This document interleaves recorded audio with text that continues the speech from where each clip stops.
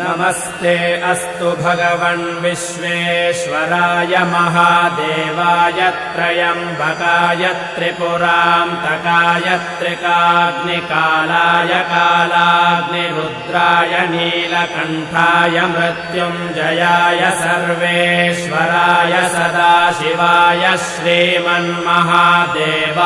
नमः।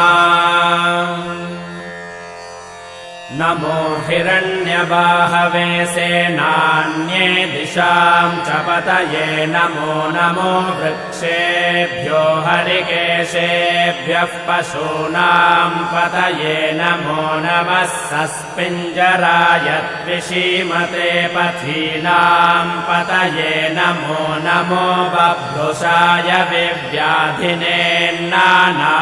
पतये नमो नमो हरिकेशाय योपवीति